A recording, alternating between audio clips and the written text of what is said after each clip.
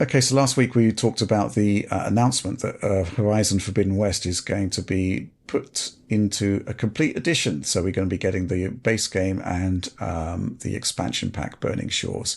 And this week we discovered that it's going to be the first two-disc game for PlayStation 5, two 100 gigabyte Blu-rays. And this is exactly what you want, isn't it, John? Yeah, absolutely. I mean, for this kind of re-release thing, they seem to be including all the stuff. So that would mean you get a patched up current version of the game, you get all the content on there, and they determined that doesn't fit on a single disc, so they put it on two discs. So yes, I kudos to them for this. That's a great move, and I hope that we see more games follow in these footsteps because it kind of gives it this second life, right? You see this on the shelf, it's good publicity, and it's like, okay, yeah, I can go buy the complete version for X amount. And yeah, so good stuff. Anything to add to that, Alex? I like the idea of games being made available after the fact in some sort of like full complete edition form. So you don't have to worry. Like I always like think about like the before they did the remastering of Mass Effect, like getting a hand on all the really expensive DLC in the Mass Effect games was like just like a chore. Oh, yeah. And it was expensive, especially on PC where it was just like locked away. And so things like this are great. In this case, you're getting essentially two pretty meaty games, right, with the complete edition, because like the expansion is also pretty large according to Oliver and his play on it. So yeah, a great move. Mm-hmm. Do we want to go into the whole ownership thing? I mean, I think we do, right? Something which I saw this week was a tweet where somebody had unearthed an old ZX Spectrum game from the attic that they bought in the 80s. Yeah. And, there it was. Right. It was a physical item that they'd bought. They owned it. And, they unearthed it decades later. And, it's exciting. They want to play it again. And this is exactly what is going to be happening, assuming the disc persists, of course, assuming the media makes it through the decades. A few decades from now, people could be, unearthing their copies of Horizon Forbidden West and, remembering how had a great time and then firing it up on whatever PlayStation is available at that time, which leads us on to this supporter question from Who the Hell Am I? Because obviously, John, you were away when that massive Microsoft leak happened. Yes, I was. And the question from Who the Hell Am I? Okay, John, lay it on us. How disappointed are you in the leaked Series X refresh? Also, question for everyone. Do you think it's possible Microsoft backpedals and adds a detachable or an attachable disk drive like Sony is rumored to for the PlayStation 5 Slim? So obviously, I tried to convey what I thought would be your horror at the reveal of this new Series X, which basically doesn't have an optical drive and seems to be the next phase in a kind of campaign from Microsoft to diminish the importance of physical media. And that's not great, is it? No, man. Oh, we're heading in this direction, it feels like, in so many ways, and it feels like they're very much interested in accelerating that. I do hope that maybe this is not a finished product, that's an old leaked thing. Possibly this kind of feedback could be used to maybe change something about what they do going forward. I don't know if it's too late for that or not, but, there has been backlash, rightfully so. I guess the bigger problem is like, having a digital option is one thing, but when all your platforms become digital only, that's a complete shift, right? Because the wording on this at least suggests that the current Series X would basically go away. Yes, and that's exactly what it says. It's in there in black and white. Once that happens, it's just like that kills the retail presence of Xbox to some degree. It just changes the way that the platform is viewed. It becomes almost like, I don't know, an all digital console. It's more like it may as well be like one of those Chrome sticks that you put in your TV or like an Apple TV or something, or it's just a box that delivers you content through the internet, which I guess whatever, people seem happy with it. I don't want to say too much to step on people's hopes and dreams here, but me personally, I find it just disappointing to see that we're heading in this direction. And I don't want to take digital games from people at all. I think it's fine. Game Pass is good stuff too. I just want the options for this, and I don't want it to disappear completely. And there's a difference between this and PC. PC is an open platform. PC has been mostly digital for a long time now. It's absolutely right. But because it's an open platform, because it's a long-term sort of like infinitely backwards compatible kind of platform, right? Nothing's truly lost. The stuff can be saved. It can be, you can do a lot with it. You have agency over your data on there in a way that you don't get with the consoles. And in the console space, then it kind of becomes a thing where, like, if they manage to keep all this stuff online, that's great, but it's still an if. And in long term, who knows? That means you're kind of reliant on piracy, which is never good. That you have to rely on it.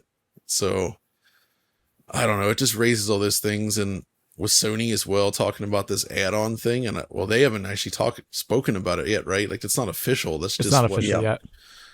Which, again, if that ends up being the approach they take, I also think that's kind of spells the end of physical media for that platform, leaving only Nintendo, which I don't also see. A bit rocky there. I don't see Nintendo dropping that though, at least for a long time, because frankly, like with the wide variety of audience that they target, having physical media I think is really important to their platform.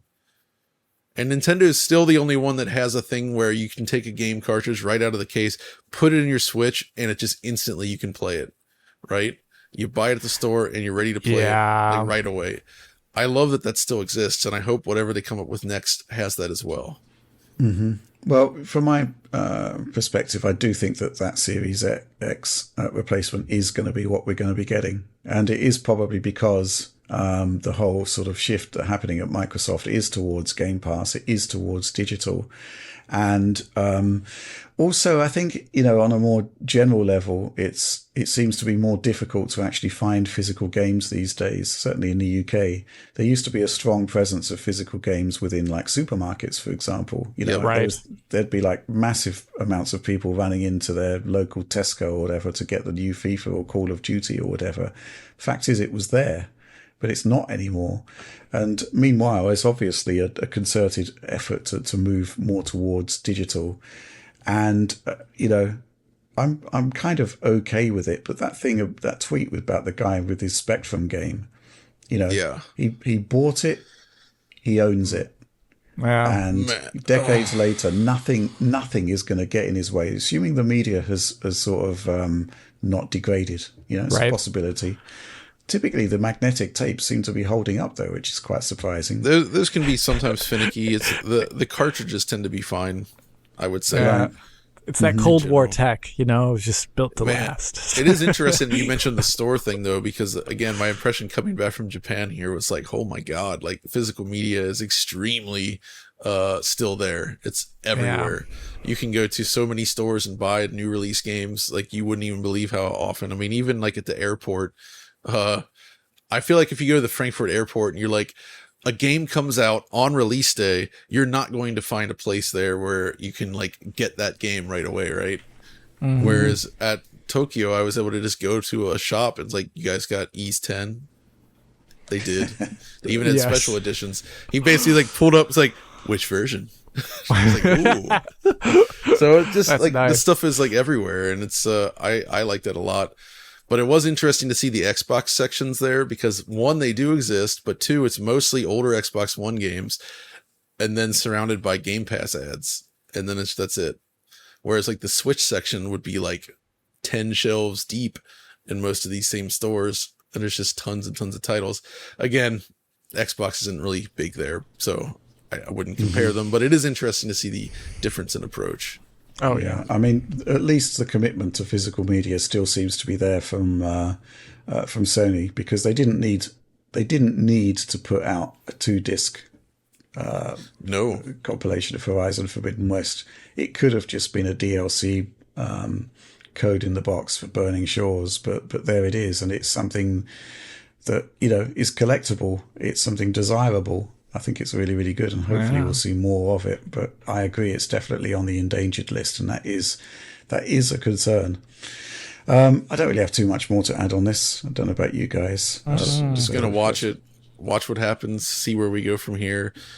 I really hope that they consider walking some of this stuff back, but we'll see.